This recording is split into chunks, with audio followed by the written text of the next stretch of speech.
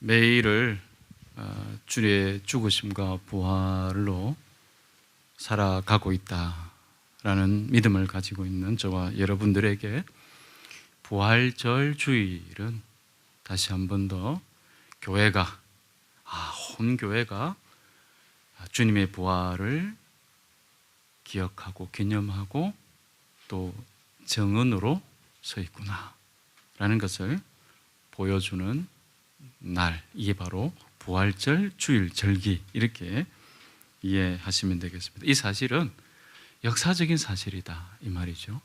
역사적인 사실이다 라는 것을 보여주고 있는 사건이 바로 이 절기가 가지고 있는 의미가 되기도 합니다.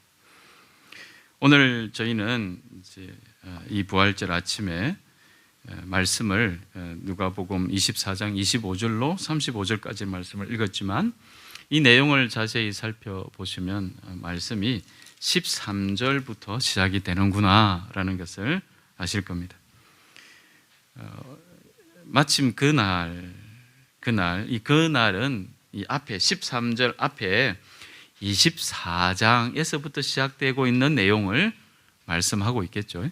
바로 그날 그들 가운데 두 사람이 예루살렘에서 본문에서는 한 30리 밑에 주애를 달린 거 보니까 약 한 11km 이렇게 되어 있는데 보통 30리 거리면 약 12km도 얘기하고 정확하게 거리를 측정을 딱 하기는 어려우니까 대략 뭐 이렇게 얘기했죠. 11km에서 한 12km 이렇게 이야기를 우리가 거리를 정리할 수 있을 것 같아요. 그 떨어져 있는 엠마오라는 마을, 예루살렘에서 엠마오까지의 그런 길을 걷고 있었다 이렇게 시작하고 있습니다. 자, 이 두 사람은 9절 말씀 앞에 나온 9절 말씀처럼 바로 그날 이야기가 예수님이 십자가에 달려 돌아가신 후에 예수님의 무덤에 갔다가 빈 무덤을 보고 놀라던 두 여인이 예수님이 살아나셨다는 소식을 듣고 예수님의 11제자와 그 밖에 모든 사람들, 같이 있었던 사람들에게 이 일을 알렸을 때에 그 자리에 있었던 바로 그들 가운데 두 사람이라고 이 오늘 본문에서 예루살렘에서 엠마오로 내려가는 그 두 사람을 이해하시면 되겠습니다. 그들 가운데 있었다는 거죠. 자, 이 두 사람이 왜 예루살렘에서 엠마오로 내려갔는가, 자세한 이야기는 나오지 않으니까 잘 알 수는 없지만 대충 그때의 6월절 절기가 예루살렘에서 지켜지고 끝날 무렵이었으니까 이때가 굉장히 혼잡스럽다 그랬어요. 굉장히 혼잡스러워서 이제 예루살렘 근방에 집이 있는 사람은 이 혼잡스러움을 피해서 빨리 가곤 했다고 그럽니다. 그런 이유였는지 정확하게 알 수는 없지만 문제는 어떤 이유로 엠마오로 이들이 가고 있었는가, 그게 초점이 둔 것이 아니라 이 두 사람이 엠마오로 길을 가는 도중에 나누고 있었던 이야기에 가는 것입니다. 그러니까 왜 엠마오로 갔는가라고 우리가 초점을 둘 것이 아니라 엠마오로 가면서 이 두 사람이 나눈 이야기가 무엇이었는가에 초점을 두어야 한다, 그런 말씀이죠. 자, 15절에 나타나고 있는 두 단어 이야기와 토론이라는 말은 곧 그들이 예수님의 무덤을 다녀왔던 두 여인들이 전한 예수님의 부활 소식과 관련된 내용이었을 것입니다. 그들이 이렇게 이야기와 토론을 하며 걸어가고 있을 때에 한 사람이 이 둘에게 다가옵니다. 그리고서는 이 두 사람이 무슨 일로 그렇게 심각하게 이야기를 나누고 있는지 물어봅니다. 이렇게 묻는 사람이 바로 우리가 성경에 보니 부활하신 예수님이셨다. 성경은 이렇게 기록하면서 또 그들은 눈이 가려져서 예수님인지 알아보지 못했다, 이렇게 말하고 있죠. 이렇게 예수님을 몰라본 채로 자신들에게 질문하는 사람에게 글로바라는 사람이 대답하는 부분이 17절에서 24절까지의 내용입니다. 예수님께 대답하는 이 사람의 대답을 보면 이 두 사람이 이전에 예수님을 따르면서 들었던 말씀에 대해서 이 두 사람이 확신하고 있다, 소망을 가지고 있다, 예수님이 하신 말씀을 기억하고 있다라는 생각은 전혀 들지 않습니다. 오히려 자신들에게 예수님이 살아나셨다는 소식을 들려준 여인들이 말하는 대로 어떻게 죽은 자가 다시 살아날 수 있는가, 그것이 말이 되는가라는 질문을 하고 있다는 느낌마저 받게 되죠. 곧 이 두 사람은 자신이 따르던 예수님의 죽음에 대해 슬픔이 가득한 채로 예수님의 죽음에 대한 상실감으로 가득 차 있었다라고 보여지는 거죠. 19절에서 20절입니다. 나사렛 예수는 하나님과 모든 백성 앞에서 행동과 말씀에 힘이 있는 예언자였습니다. 그런데 우리의 대제사장과 지도자들이 그를 넘겨주어서 사형 선고를 받게 하고 십자가에 못 박아 죽였습니다. 두 사람은 곧 예수님의 죽음은 이스라엘의 지도자들의 책임이다 라고 강조하면서 어쩌면 격분하고 있었는지 모르겠습니다. 더 나아가 21절에 이렇게 말합니다. 우리는 그분이야말로 이스라엘을 구원하실 분이라는 것을 알고서 그분에게 소망을 걸고 있었습니다 라고 말을 합니다. 이 말은 마치 우리가 이렇게 기대하고 있던 분을 이스라엘의 지도자들이 십자가형을 선고하여 죽였으니 우리 마음이 지금 어떻겠습니까? 이런 항변처럼 들립니다.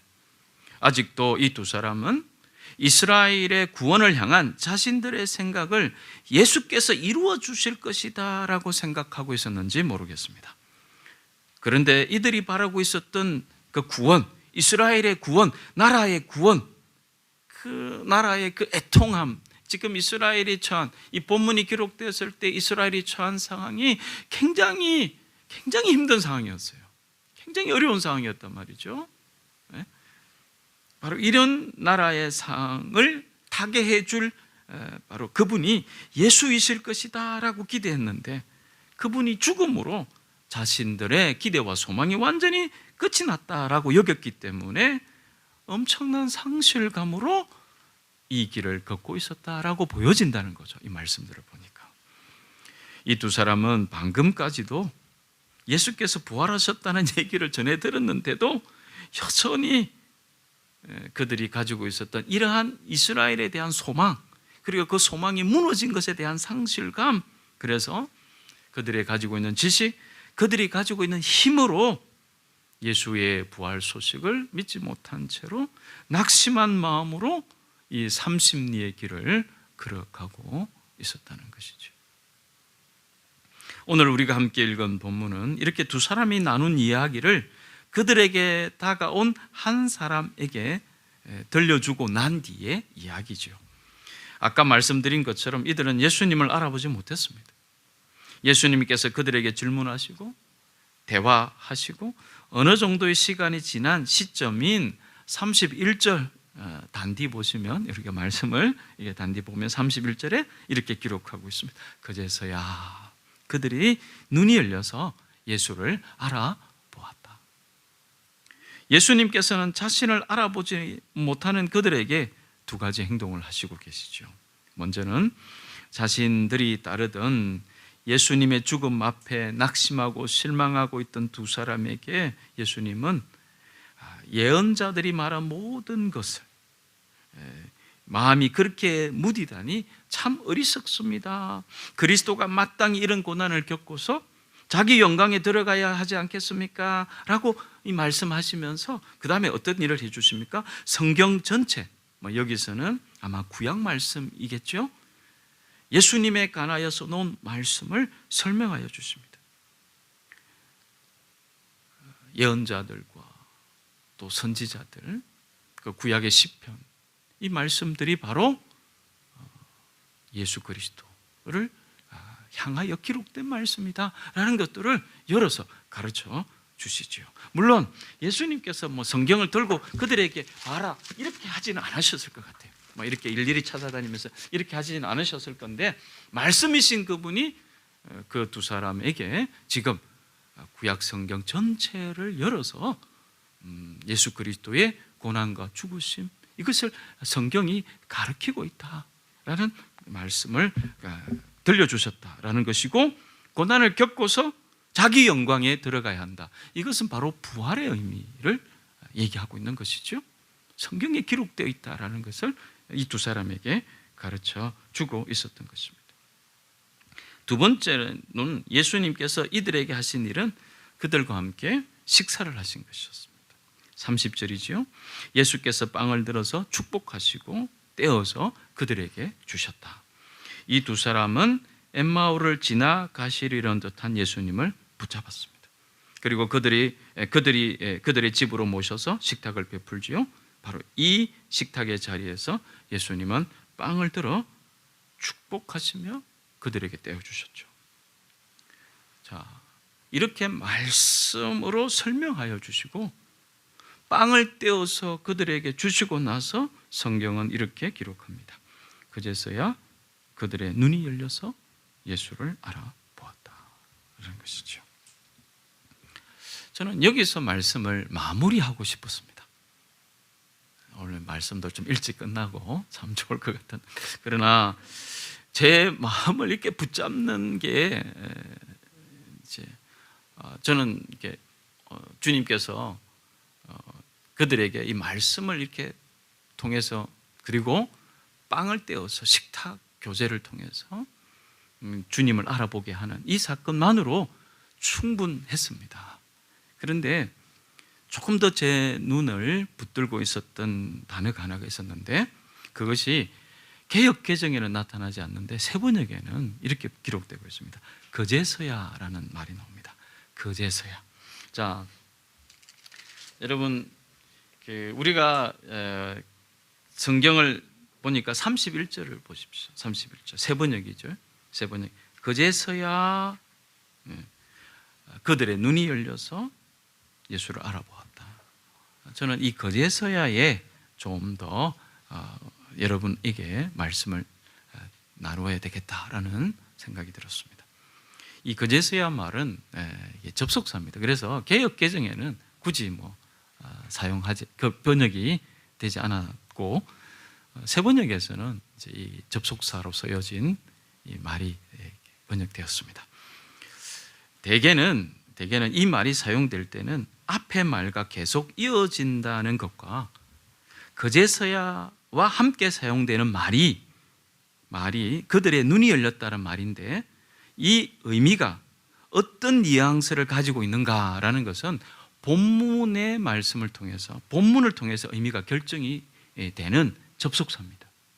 이 접속사, 우리 한글 접속사가 아니라 이 헬라어 접속사이기 때문에 그렇습니다. 곧 그들의 눈이 그제서야 열렸다는 것은 예수께서 그들에게 하신 것을 통해 열렸다는 것으로, 제때보다는 좀 늦었고 약간은 부정적인 뉘앙스가 있다라는 것을 알 수 있습니다. 그래서 우리나라 말로서 그제가 되어서야 비로소라는 뜻을 가진 그제서야라는 말을 사용한 것이죠.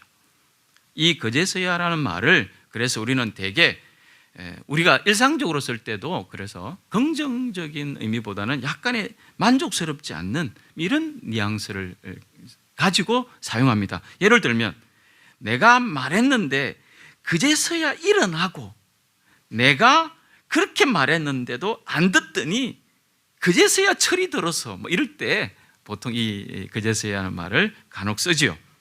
이럴 때 왜 진작 이렇게 몰랐나, 왜 진작 안 했냐, 이런 안타까움과 약간의 좀 때가 늦었지만 이런 뉘앙스가 이 그제서야라는 말에 있다는 것을 우리가 통상적으로 쓰고 있는 말에서도 느낄 수 있습니다.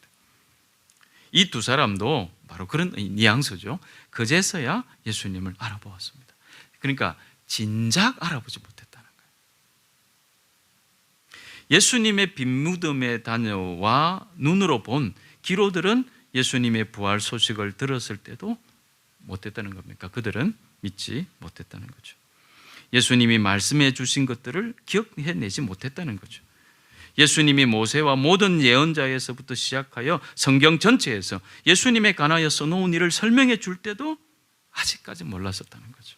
깨닫지 못했다는 거죠. 이전에 들었던 그 말씀들을 끄집어내지 못했다는 거죠.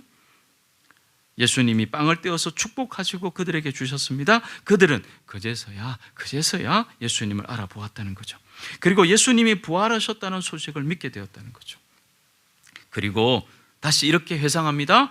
아까 그렇게 우리에게 성경을 얘기해 주셨을 때에 우리 마음이 뜨거워지지 않았느냐라고 좀 전의 일을 회상하고 있는 것이죠. 그리고 나서는 곧바로 일어납니다.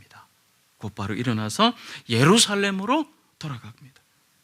실망과 낙심, 속상함, 상실함, 부정적인 것으로 가득 찬 마음으로 떠났던 예루살렘으로 이제 곧바로 일어나서 돌아갑니다. 이제는 실망이 아닌 소망과 기쁨, 확신에 찬 마음을 가지고 그 자리에 모여있던 사람들을 보고서 이렇게 얘기합니다. 주님께서 확실히 살아나셨다 라고 그들에게도 이 정언을 동일하게 보탭니다. 예수님이 부활하심을 특별히 기억하는 부활주일, 우리들의 모습은 어떻습니까? 그제서야의 순간을 아직 만나지 못한 분은 계시지 않습니까? 말씀을 들었지만 아직도 그제서야 예수님을 알아보고 말씀을 깨닫고 들은 말씀을 확신으로 고백하는 그 순간을 아직도 만나지 못한 분이 계시지는 않습니까? 또 어떤 분들은 그제서야의 순간을 지나 이제는 곧바로 일어나 떠나왔던 예루살렘으로 돌아가 그분을 믿음으로 고백하고 기쁨으로 이 소식을 전하는 일을 경험하고 계신 분은 안 계십니까? 그런 분도 계실 겁니다. 사랑하는 교우 여러분, 예수님은 그렇게 말씀을 들어도 깨닫지 못하고 말씀을 들었어도 기억해내지 못하는 연약한 저와 우리에게 지금도 기회를 주시고 문을 두드려 주시고 기다리시고 축복하시며 빵을 떼어 주시는 일을 계속하고 계시는지 모르겠습니다. 우리에게 그제서야의 은혜를 어쩌면 여전히 준비하고 계시는 줄 모르겠습니다. 분명히 저는 저와 여러분에게 주시기를 원한다라고 확신합니다. 비록 늦었지만 비록 늦더라도 그제서야 예수님을 알아보게 되고 눈이 열리는 은혜를 우리 모두가 경험하기를 원합니다. 아직도 그제서야의 순간을 만나지 못한 분들이 계시다면 주님의 베푸시는 그 은혜의 어느 순간에 그제서야 눈이 열려서 예수님을 알아보는 시간을 가지시게 되기를 소망합니다. 그리고 주변 이들을 위해 이런 순간을 경험하게 되기를 기도하는 우리 모두가 되시기를 바랍니다. 그제서야의 순간을 우리가 이야기하면서 한 가지 더 기억했으면 하는 것은 그제서야를 경험하는 누군가는 그제서야의 순간을 반복해서는 안 되겠다는 말입니다. 주님의 말씀을 듣고 들은 말씀을 기억하고 주님을 믿음으로 고백하며 예루살렘으로 돌아가 기쁜 소식을 전한 그 순간을 경험했다면 이제 더 이상 그제서야 말씀이 기억나고 그제서야 주님의 약속이 기억나고 그제서야 내가 했어야 할 마땅한 태도가 생각이 나고 그제서야 지난날의 실수가 생각나고 이런 일을 반복해서는 안 되지 않겠습니까? 이제 말씀대로 예수님께서 부활하심이 믿어지고 주님을 알아보게 되는 그 순간을 경험했다면 이제는 말씀대로 살고 들은 말씀이 기억나고 주님께서 약속하신 말씀이 내 안에 작동해서 그때그때 내 안에 영향을 미치고 살아야지. 주님을 만나서 말씀을 들으면서도 주님과 함께 걸어가면서 말씀을 기억해내지 못하고 주님을 알아보지 못하고 다시 그제서야 기억나는 뒤늦은 타이밍이 저와 여러분에게 반복되지 않기를 소원합니다. 주일 예배에 와서야 기억하는 타이밍이 아니라 일상에서 기억나고 주님이 나와 함께 하셨음을 이 주일에 함께 정언하고 고백하는 예배로 이 주일 예배가 세워지시기를 바랍니다. 그럼에도 주일에 와서 다시 그제서야 기억나는 은혜가 우리에게 있다는 것조차도 놀랍고 감사한 일이지만 이 주일이 그제서야 기억나는 주일이기보다는 정언을 보태는, 확실히 살아나셨습니다 라고 정언하는 사람들의 예배에 함께 계시는 여러분들이 되시기를 축원합니다. 우리의 연약함으로 실수가 반복되기도 하죠. 시간이 한참 지나서 그제서야 하나님이 그렇게 말씀하셨지라고 뒤늦게 꺼내는 횟수가 적어도 조금씩은 줄어들어가야 하면 좋겠습니다. 조금씩만 더 줄어갔으면 좋겠습니다. 지난번에 똑같이 회개하고 낙심하고 실수하고 넘어졌다가 그제서야 하나님의 은혜를 깨닫고 일어났다가 또 낙심하고 실수하고 넘어지는 일을 반복하는 것은 과연 나에게 말씀에 대한 확신이 있는가를 깊이 돌아보아야 될 문제로 생각하시기를 바랍니다. 저는 믿음이 자란다는 것은 어쩌면 낙심하는 빈도와 정도를 줄여가는 것과 일치한다라고 생각합니다. 하나님의 말씀대로 살지 못하는 실수의 빈도와 정도를 줄여 나가야 합니다. 한 타임 늦게 그제서야 깨닫는 후회의 빈도와 정도를 줄여 가시기를 바랍니다. 오늘 등장한 두 사람은 다시 예루살렘으로 돌아가서 그들이 만난 부활의 주님을 증거했습니다. 자신들이 만난 예수, 자신들을 만나주신 예수님을 분명하게 말할 수 있었다는 것입니다. 우리가 성경이 살아계신 하나님의 말씀이라고 말할 수 있는 것은 그래서 주님께서 부활하신 것 때문이고 지금도 살아계셔서 하나님의 보좌 우편에 계시기 때문이고 성령 하나님으로 우리 가운데 지금도 함께 계시기 때문입니다. 얼마 전 좀 이렇게 여러분들도 그러시겠지만 저도 이렇게 멋있는 말을 이렇게 듣거나 책을 읽으면 메모하는 일을 저도 합니다. 얼마 전에 멋있는 문장을 발견해서 이제 핸드폰에다 이렇게 적었던 기억이 있는데요. 이런 내용이었습니다. 내가 짊어진 짐과 내가 지나온 길이 나를 증명한다. 어른은 자신의 삶을 해명하지 않고 증명한다. 저한테 굉장히 그날 이 얘기를 들었는데 굉장히 제게 다가왔었습니다. 나는 내 삶을 해명하려고 했는가 아니면 증명하며 살고 있었는가 이런 생각이 들었습니다. 물론 이 말은 여러분 잘 알다시피 다산정약용이 50세에 이르러서 논어를 다시 재해석해서 쓴 논어고금주라는 책, 바로 이 책에 현대인들이 공감할 수 있는 문장으로 다시 기록한 책에서 나오는 말입니다. 논어를 재해석한 문장으로 하니까 제가 이렇게 좀 기록하기에는, 왜냐하면 뭐 좋은 기독교 서적도 많은데 그 속에서 뭐 이렇게 적어도 되는데 논어를 재해석한 이게 목사가 뭐 이런 생각을 바로 그 당시 잠깐 갈등하게 되었습니다만 삶을 통찰하는 힘,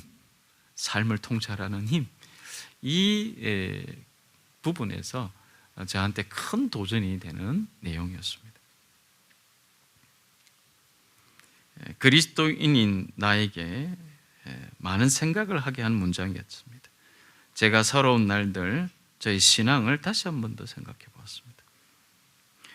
나는 내가 살아온 믿음을 해명하며 살아왔는가? 아니면 내 믿음이 증명되며 살게 되어 지금까지 왔는가? 해명한 시간이 많지는 않았는가 이런 생각. 내가 어떤 사람인지, 내 믿음이 어떤지. 그런데 내 삶이 증명되고 있었는가를 다시 한 번 더 돌아보았다는 거죠. 그러면서 저는 그리스도인이 증명하는 삶은 자기 자신은 아닐 거다. 내가 이런 사람이라는 것을 증명하며 사는 것은 그리스도인의 모습이 아니지요. 그리스도인은 자신의 삶을 해명하지 않고 이제 내가 사는 것은 내가 아니요 내 안에 예수 그리스도께서 사신 것이라는 삶을 증명하는 삶이어야 한다는 것입니다.